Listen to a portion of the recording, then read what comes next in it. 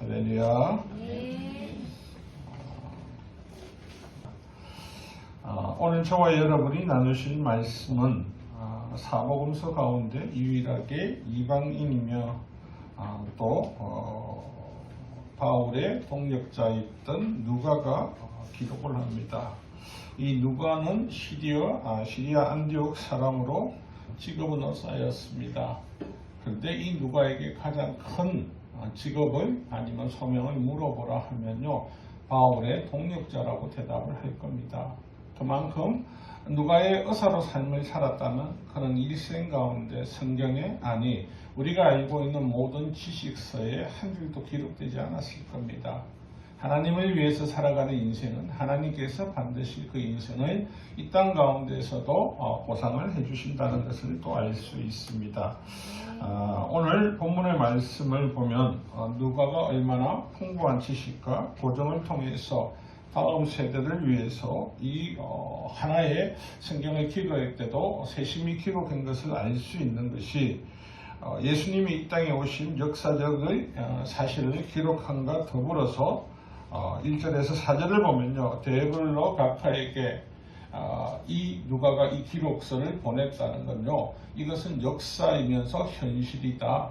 그래서 다음 세대에서 혹여라도 오해하지 않고 만약에 이방인이 아닌 마태복음이나 마가복음이나 요한복음을 가지고는 사람들이 이스라엘 백성들이니까 라고 할 수 있지만 여러분이 아는 누가는 이스라엘 사람이 아니라는 겁니다. 그리고 시대적 배경을 보면요, 이스라엘이 바벨론으로부터 멸망 후 70년 지난 후 예루살렘으로 돌아오고 나서 구약의 마지막 선지자 말라기 때로부터 400년간 지금 아무런 선지자도 하나님의 말씀으로도 아무것도 이스라엘에게 주시지 않고 있습니다. 그래서 이 400년의 기간을 우리는 신구약 중간사라고도 말을 하고 또한 영적인 암흑기의 시대라고 부릅니다.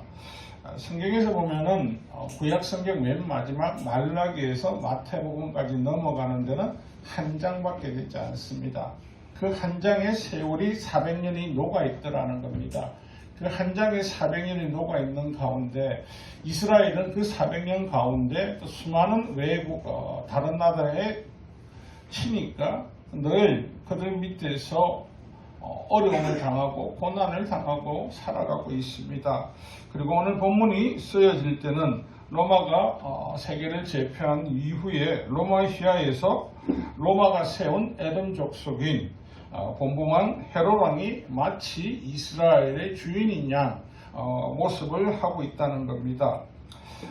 오늘 우리가 나눌 이 말씀을 보면서 우리가 다시 한 번 더 고민하고 다시 한 번 더 또 생각해야 되는 것은요, 우리는 일제시대에 나라 뺏긴 주권만을 계속 돌이키면서 생각하는데 다시 생각해 보면요, 에덴 동산에서 하와를 통하여서 우리의 주권은 사단에게 뺏겨버렸습니다. 그래서 저와 여러분은 그 주권을 찾았기 때문에 답답함과 어떤 억울함이 덜하지만 이 땅을 살아가는 모든 사람은 주권이 무엇인지도 알지 못합니다. 그래서 그들에게는 소망이 없다라는 겁니다. 오늘 본문을 통해서 또다시 알 수 있는 것은요, 이스라엘 백성들에게는요, 메시아 대망 사상이 있습니다.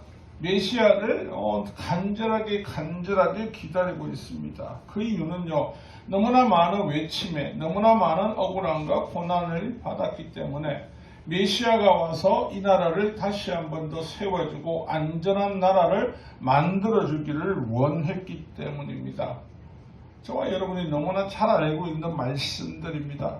그런데 우리는 늘 침례 요한에 대해서 이야기할 때 예수님을 예비한 자라고만 알지, 누가의 시선에 이 세대 침례 요한을 이야기할 때 보면요, 그의 아버지 샤가라와 엘리사벳은요, 그냥 선택되고 하나님 앞에 세워진 자가 아니라는 것을 우리에게 알려주고 있다는 겁니다.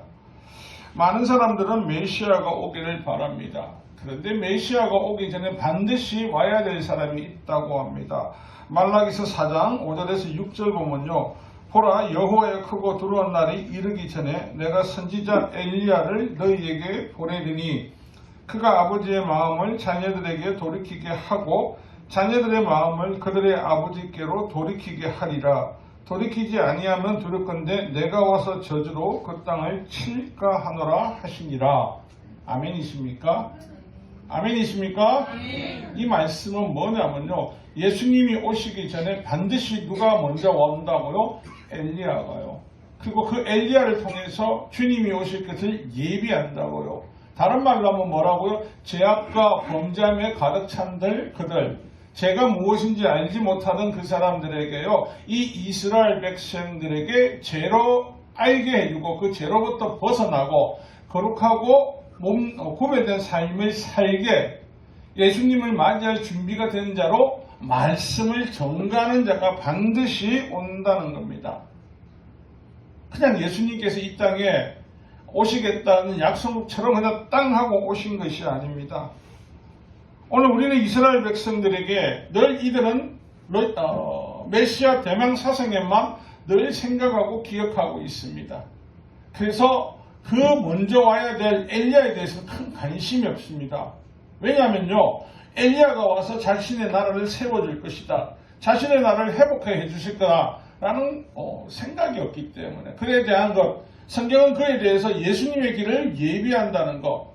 이 땅에 50억이 넘는 인류가 살아가고 있습니다. 근데 왜 그 많은 인류들 중에 다 예수 그리스도를 만나지 못하고 있을까요? 만나지 못하는 이유가 과연 뭘까요?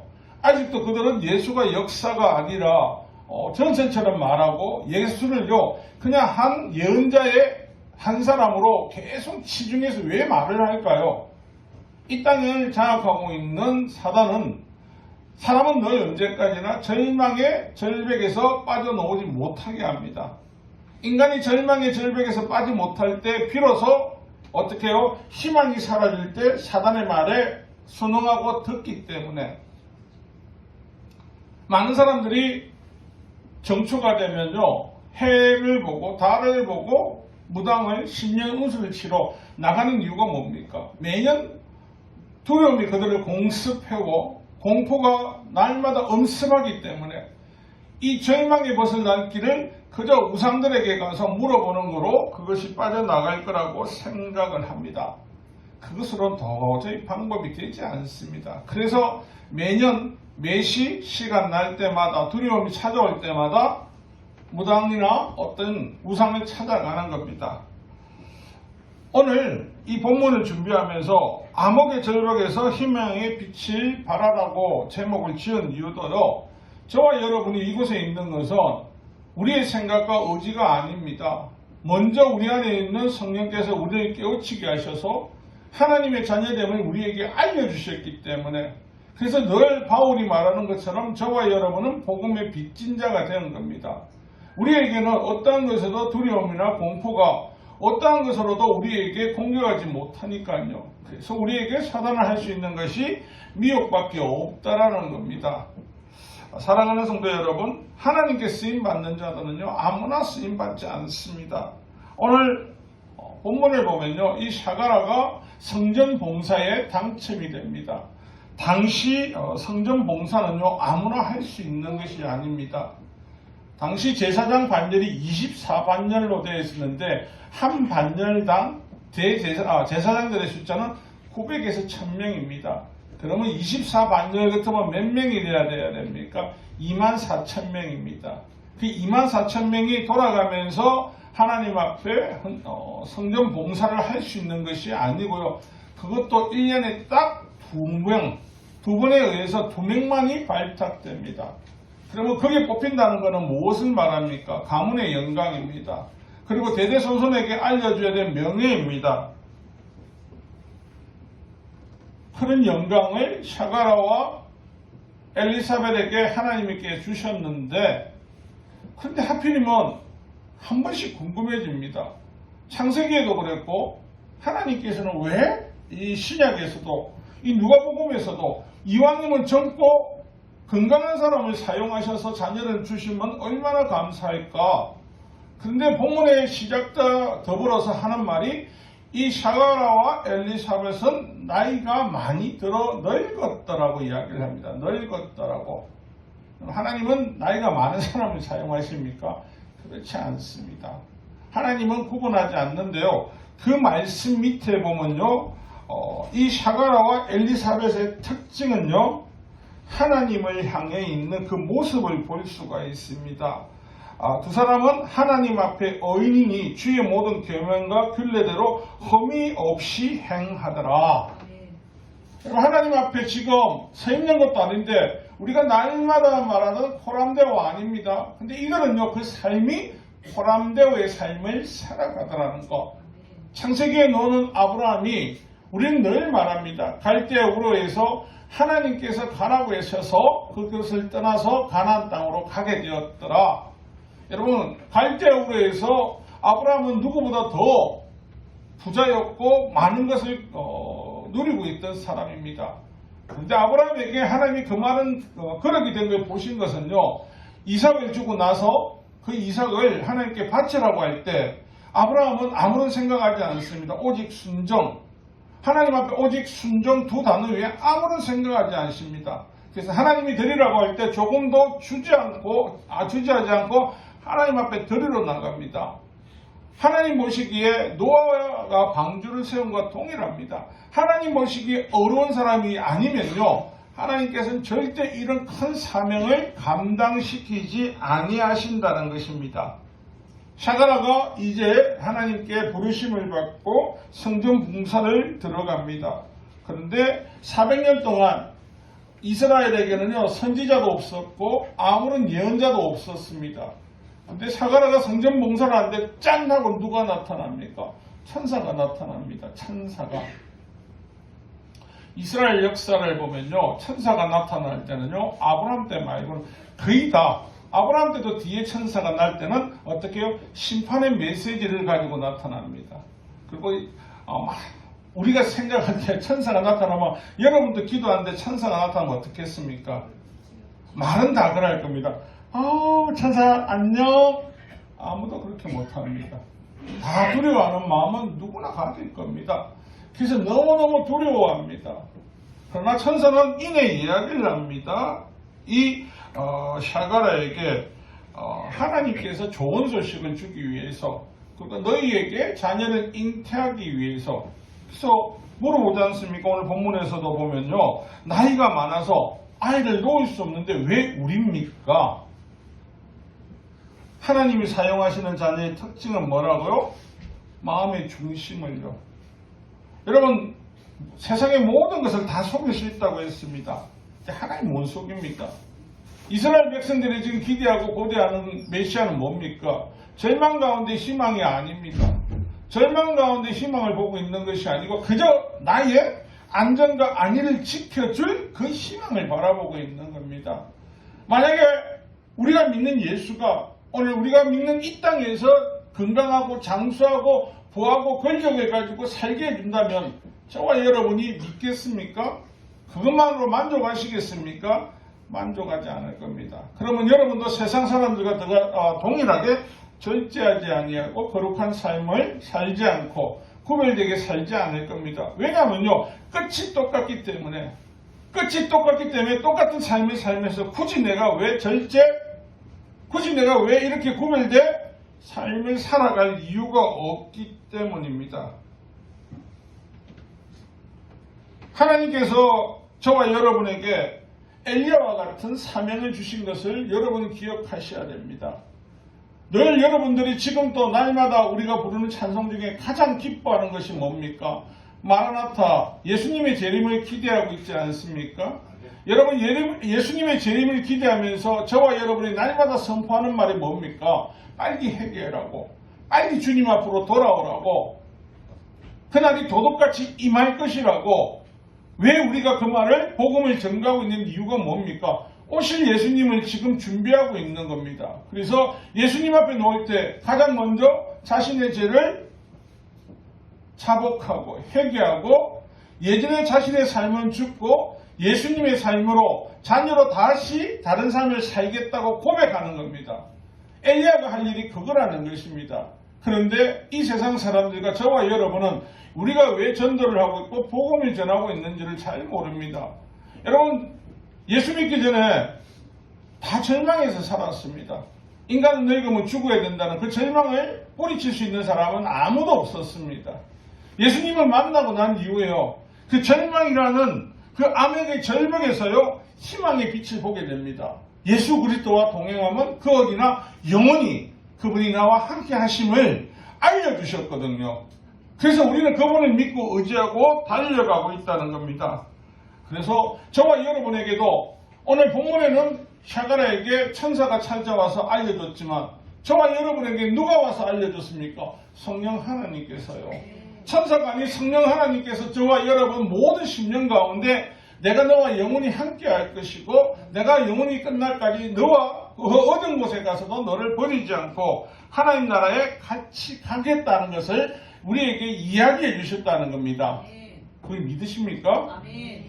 성령님을 만날 때 늘 우리도 불안합니다. 두렵습니다. 왜냐하면요, 혹여라도 내가 지은 죄가 있지 않을까? 사랑하는 성도 여러분, 죄를 인지하고 있는 사람은요, 그 죄에 빠지지 않습니다. 죄를 인지하지 못하기 때문에 오늘 우리가 살아가는 이 세상을 보면 어떻습니까? 너무나 악해지지 않습니까? 너무나 어둠이 당연한 것처럼 이 땅을 주도하고 있지 않습니까? 이 땅에 살아가는 모든 사람이 희망을 갖고 살아가는 것이 아니고 결론은 종말에 종국의 절망을 향해서 달려가고 있다는 겁니다.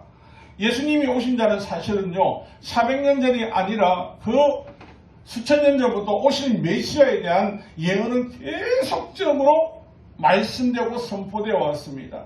그러면 이 세례 요한이, 침례 요한이 이 땅에 나타났다는 것은 뭡니까? 이제 우리가 그리고 기다리는 예수님께서 어디요? 이 땅에 오셨다는 겁니다. 오신다는 겁니다. 그러니까 시공간이 아니라 이제는요, 우리가 생각하는 시공간, 언제 어디가 아니라 지금 오신다는 겁니다. 이 얼마나 놀라운 소식이고 기쁜 소식입니까? 그래서 이 요한을 통해서 준비하라는 것이 뭐냐면요, 그동안 수많은 나라로부터 공격을 당하면서 그들 심령요 다 무너져 있습니다. 악해져 있습니다. 각종 우상을요 섬기지 않는 것처럼 하면서요 자신의 마음대로 이기적으로 악의적으로 가지고 있었습니다. 하나님께서 오시기 전에 그들의 마음을 통해하고 그 죄를 자복하고 예수님 앞에 놓으라고, 그래서 천국이 곧 임한다고. 여러분, 천국이 어디라고 말하면요, 죽어서 가는 건요 아닙니다. 천국은 어디입니까? 예수 그리스도입니다. 여러분, 예수 그리스도를 만나면 이미 천국을 받았지 않습니까? 그래서 우리는 꼭 죽어야 천국이 아니라니까요. 이미 예수님을 만나는 그 일이 천국이라는 겁니다. 그래서 세례 요한이 천국에 간 사람들이 더럽고 취하고 악하고 죄로 가득한 사람이 들어갈 수 있겠습니까? 못 들어간다는 거예요.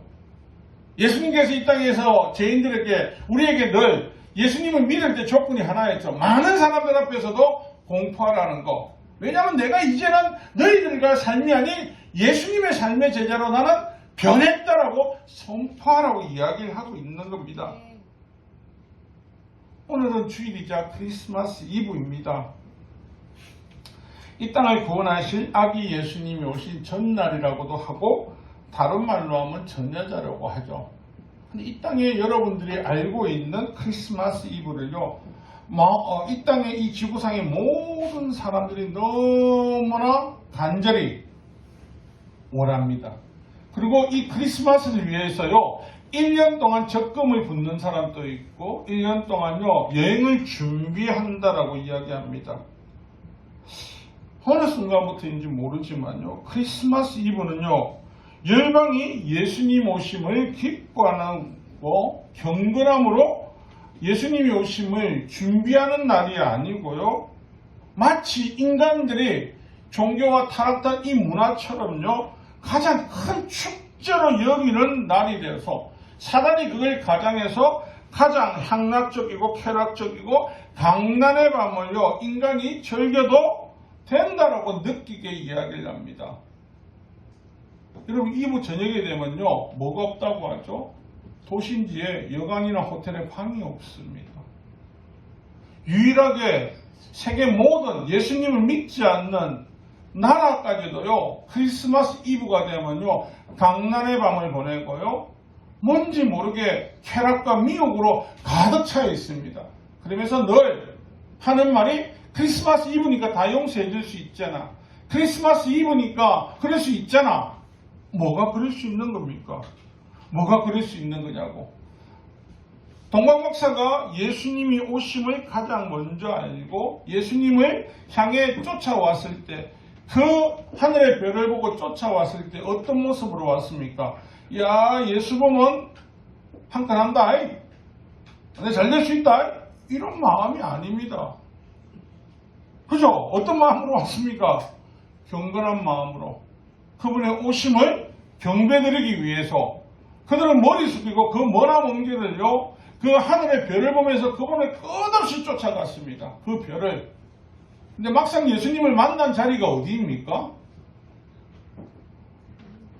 좀 화려한 궁전 같은 데서 만나야 되는데, 하다못해 그죠? 호텔은 돼야 될 거 아닙니까? 근데 예수님 만난 데는요, 마국간입니다. 마국간. 거기에 말구에 누워있는 예수님을 봤을 때 그들이 인간적인 사고를 봤었다면요, 경배를 드리겠습니까? 맞나? 아닌가? 혼란이 오겠죠. 그런데 그 자리에서 이 동방박사 세 사람은요, 마리아도 아니고요, 요셉도 아니고 오직 아기 예수 그리스도께만 경배를 드립니다. 그리고 그 경배 드린 이후에 황금과 모략을 드리고요, 어디래요? 자연스럽게 경건한 마음으로 아기 예수님이 오심을 마음에 두고 선포하기 위해서 돌아갑니다. 사랑하는 성도 여러분, 이 세례요한이 왔다는 날은요, 이처럼요, 아기 예수님이 오실 날을 우리가 계속적으로 이제 멀지 않았다는 거, 곧 다 됐다는 거, 일어났다는 것을 선포하는 날입니다. 그래서 죄인들에게 기회를 주는 날입니다. 회개할 수 있는 마지막 방법을 알려주는 날입니다. 그런데 오늘 우리 믿음의 자녀들까지도요, 크리스마스 이브가 되면요, 잘못된 이 사회의 풍조에 그대로 퐁당 빠져서요, 살아갑니다. 크리스마스 이브는요, 냉정하게 이야기하면요, 가족들이 모여서 오실 예수 그리스도를요, 예비하면서요, 경건의 모습과 구별되게 가정 안에서 오실 메시아를 기다리면서 기뻐해야 될 날입니다. 그런데 어떻게 해요? 청년들은 밖에 막 흥청망청 쏘고 다니면서 크리스마스잖아, 크리스마스 이브잖아. 더 웃기는 거는요, 크리스마스 당일이 되면 어떤 모습입니까? 모든 게 조용해집니다. 모든 게. 왜죠? 그날이 디데이지 않습니까? 그날이 정말 우리가 오랫동안 기다리는 디데이지 않습니까? 그럼 우리는 어디에 현혹되고 빠져있냐면요, 계시록 21장 27절에 나오는 것처럼요, 무엇이든지 속된 것이나 가정할 또는 거짓말하는 자는 결코 그리로 들어가지 못하되 오직 어린 양의 생명책에 기록된 자들만 들어가리라. 이 기록된 자들을요, 기록에서 치우는 그 방법에 계속해서 쏟고 있다니까요. 그것이 맞게끔. 그래서 크리스마스가 되면요, 무슨 특정한 죄를 지어도 이날은 예수님이 오시기 전날이기 때문에 모든 죄를 지어도 괜찮다, 용서해준다. 뭔가 모르게 많은, 저도 어릴 때부터 그랬고 어른들도 그러죠. 크리스마스 이브니까 뭐 죄지도 용서해줄 수 있지 않냐고. 그래서 오늘날 사단은요, 우리의 육신의 정욕을 자극해서 주의 길을 예비해야 된 구별된 우리가 세상 사람들과 같이 흥청망청, 그리고 특별한 날인가, 이날은 이렇게 해도 돼. 이날이 왜 그렇게 해도 되는 날입니까? 언제부터입니까? 언제부터? 여러분 주변에 보면 크리스마스 이브가 되고 하면 흥청망청, 야 크리스마스 이브다, 놀자. 그러지 않습니까? 청년들이 가장 기다린 날이 언제입니까? 크리스마스 이브 되면 만나서 오늘 어디 가자. 어디를 갈 건데요? 교회 갈 겁니까? 청년들은 예수 믿지만 크리스마스 이브가 되면 여러분이 잘 아는 홍대 앞에 가보십시오. 거기 가서 예수 믿는 사람 없는가 물어보십시오. 클럽의 절반은 아마 예수 믿는 자녀들일 겁니다. 주님이 오신다는데 자기는 술에 취하고 뭐에 취해가지고 빠라빠빠 하면서요. 예수님을 오는 걸 경배하는 것이 아니고요. 나는 이 날이 좋아. 헌팅하기 제일 좋은 날이야. 절망에서 절망을 쫓아간다니까요. 예수님이 오신 이후에 그 희망의 빛을 우리에게 바라고 나니까 그 희망의 빛을 가지고 다른 얘기 전해야 되는데 아주 이기적인 이 시대가 MZ가 이 시대가 요구하는 모든 것은 이기적인 거거든요. 이기적이게 니는 구원받았으니까 전망하다 놔둬라. 오늘날 복음이 전거되는 게 어려운 이유요.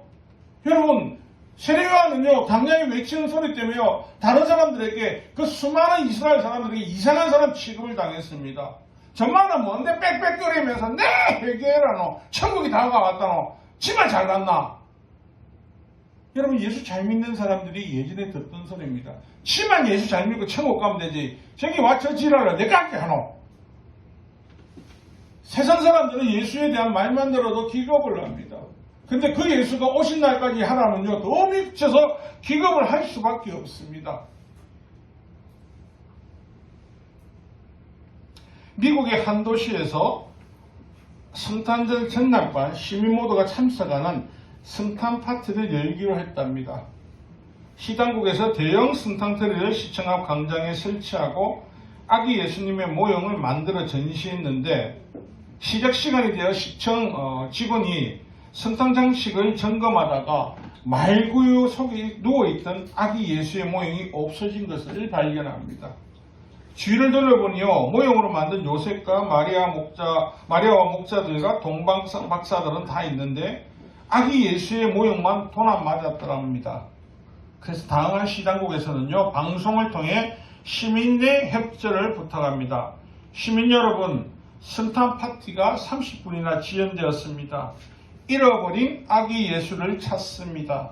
누구든지 아기 예수를 가지고 가셨거나 있는 것을 알고 계시는 분은 즉시 연락 바랍니다라고. 그래서 뒤늦게 누군가가 아기 예수를 갖다 놓자 성탄 파티가 시작되었다고 합니다. 참 아련하지 않습니까? 예수님이 왜 아기 예수님의 모습으로 해서 그들을 위해서 파티를 하는 거라니까요. 예수님을 위한 파티가 아니라니까요.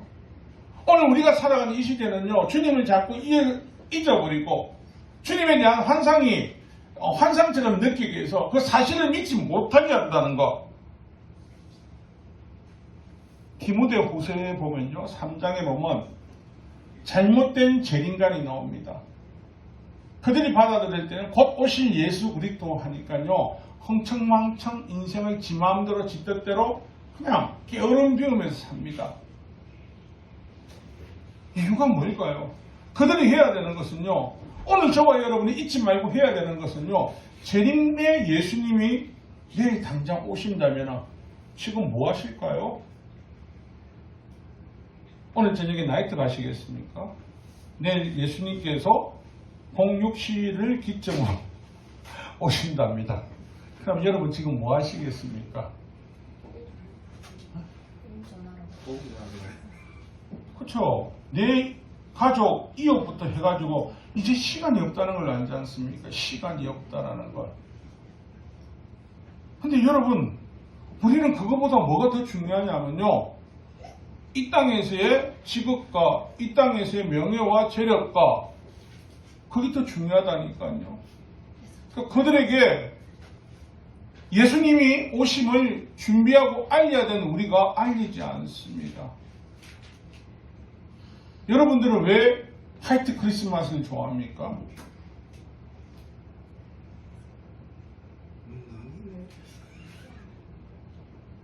화이트 크리스마스를 좋아하는 것은요 여러분의 눈에 아름답게 보이는 것을 원하기 때문입니다.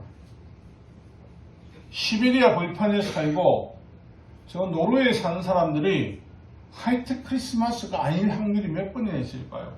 거의 없습니다. 그들이 말하는 것은 맑고 아름다운 크리스마스를 요구할 수도 있습니다. 여러분 오늘 우리는 이 세례요한을 통하여서 오실 이 세례요한을 왜 하나님께서 먼저 보내신 이유를 다시 한번 기억하셔야 됩니다. 우리를 먼저 지명하시고 그 여러분은 특별한 사람이라는 것은 이 지구의 수십억 명 중에 이곳에서 선택받았다는 것은요, 저와 여러분은 그것을 통해서 잘못된 거짓 정보나 거짓들이 난무하는 이 땅에 절망 가운데 살아가면서 모든 중독에 취한 모든 사람들이 구원받을 수 있는 그날까지 소망이 있다는 것을 알려주는 것이 저와 여러분이 해야 될 일이라는 겁니다. 많은 사람들이 물어봅니다. 반성은 참 어려운 동네라고. 절망 끝에 있으니까 더 좋은 동네죠. 절벽이 있으면요, 그 사람이 떨어지기 전에 잡아줄 수라도 있는데 절망의 절벽에 다다르지 않는 사람은 기회가 있다라고 착각 속에 살아갑니다. 크리스마스 이브만 되면은 흥청망청하면서 사단의 놀이개처럼 살아왔던 우리 인생을 다시 한 번 더 우리는 뒤돌아봐야 됩니다. 그리고 저와 여러분이 우리의 모습에서 흥청망청이 나타날 때 세상 사람들은 예수님을 믿지 않습니다. 너희와 나는 똑같은 거구나. 그러면서 우리는 집에 잠들 때 꼭 한마디를 합니다. 너하고 나하고는 틀려. 너는 지옥 백성이지만 난 천국 백성이야. 이런 교만함을 누가 심어주고 있을까요? 사단이라는 겁니다.